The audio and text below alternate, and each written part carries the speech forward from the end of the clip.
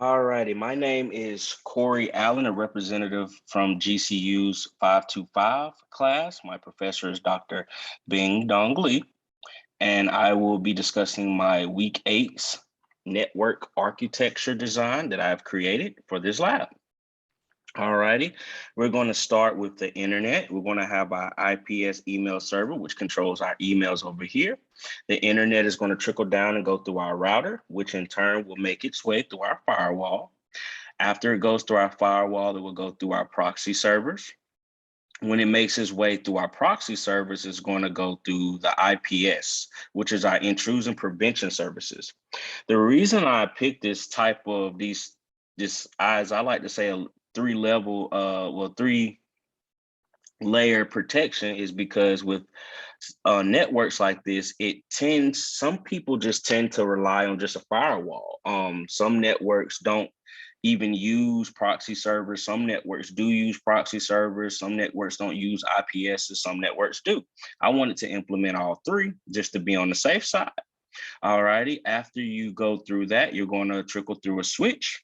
And after the switch, with that, we're going to have a switch per dedicated apartment, but to help out to mitigate bandwidth, we're going to go through LAN. So we're going to have dedicated LAN lines, which in turn go through another switch, which will in turn help 5 different computers per each switch. If you communicate from department to department, you're going to have to go through an intrusion detection system just to make sure there's no malicious information or data getting through or anything that may harm the next department. We can kind of try to isolate it and keep it out. All righty. So going back down, you're going to come down here. You're going to have your mail store proxy server.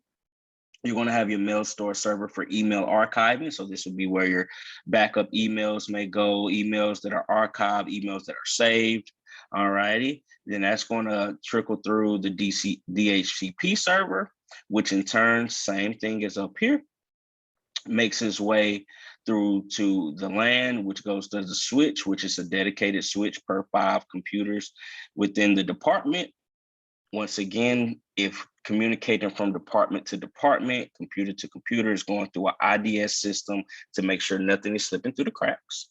All righty, going back up to internet, same exact thing, going through routers, still going through the firewall, still going through the proxy, then the IPS, then the dedicated switch for that department. All righty, where things seem to change up a little bit is when we get to the DMZ, which is going to be at the bottom here, due to the fact that DMZs tend to be between the internal network and the external network. Since we don't technically have an external network we'll be using for this assignment, the DMZ will just be a representation of being between the air gap, which our air gap is going to be necessarily our testing environment. I will touch on that shortly. All righty, so we're going to have some reverse proxy servers that are going to help with mitigating certain things. And also we're going to have our FTP server and our actual 2000. This is going to represent my 2019 Windows server, and then a dedicated computer and cell phone for my server. All righty, so we go down here. We're still going to have a firewall in our testing environment because it's very important when dealing with testing elements. You still want to make sure you're mitigating that and make sure you're watching and nothing is slipping through the cracks, because you may have to use outside information, or you may have to use outside sources. So you still want to make sure that you're safe. On this side, we have our machines with data loss prevention, which are going to trickle into. We're keeping our email server, domain server, and file server here in our air gap type, because this is a very secure environment. All righty, we're going to have our testing servers over here. So anything that may be rolled out over the network, or anything that may actually be a new addition to the network, or a new server that's added to the network, we're going to want to test it in this environment to make sure it's safe and has no problems. Anytime we may be testing new applications, or just like testing the servers, we're going to have our testing machines.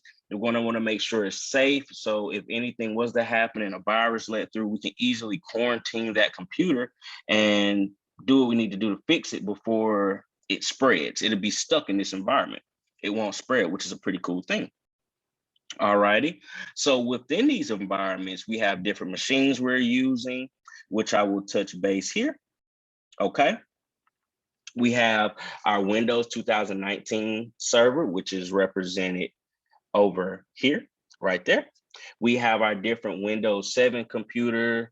We have our PF Sense, which is our firewalls, okay, which is next technically going to be represented through what I would like to use is Ubuntu, but you can actually use any of the, whether it's Windows 10, Windows 7, Kali Linux, it doesn't matter. You can easily pull up 192.168.1.1 and connect it through those computers. So you can, we'll be using Shirkata, which gives logs to actually see, check different ports, check different traffics to make sure you're monitoring the network.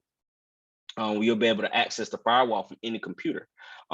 As in, you'll be able to see if a cybersecurity personnel needs to come to your computer and they have the right credentials, they'll be able to actually pull up PF Sense from that environment, no matter whether it's Windows 7, Kali Linux, Windows 10. All righty. Here's an exemplary of the Ubuntu system environment, what it may look like. All righty. And this is my PF Sense. And here is the actual 192.168.1.1 that I'm referring to. We're running our network on a subnet mask of 2.255.255.255.0. And our Ubuntu and PF Sense is running off a NAT. So all traffic will go through these and the firewall before it actually enters the network. All righty. So with that being said, as stated before, you can access the firewall on multiple layers. All righty. And I would like to touch bases. The reason why I went with the 3-layer, well, really a 4-layer approach, is because you want to make sure your network is as protected as it possibly can be, not having any type of vulnerabilities or weak points where somebody may see, oh, this is an easy way through the network. So most of the time when things come from the internet, whether it's sometimes you have people sending themselves personal emails to their work emails, sometimes somebody may use their work email. We want to make sure any traffic that's coming from externally is actually getting censored through, looked at, pushed through a strenuous server, a strenuous type of overlook, so we can make sure we don't have anything that slips through the crack that can potentially damage any machine or potentially hack our servers and take sensitive, valuable customer information that they that they believe us with. So believing us to have and protect. So we want to make sure that is a very important aspect that we do not overlook. So that's what made me pick this 4-layer approach, with the IDS being in between departments, which is a nice extra layer so we can see how or what's being sent from computer to computer. Also having a firewall proxy server. So if it makes it through the firewall, it gets blocked at the proxy server. And for some unknown reason, if it somehow gets through the proxy server, we have the IPS server to actually come through and save the day if things don't seem to work out too great. All righty, this will be my network architecture design for Lab 8 in SOB 525. Thank you so much, Dr. Bing Dong Lee, and can't wait to see you at graduation.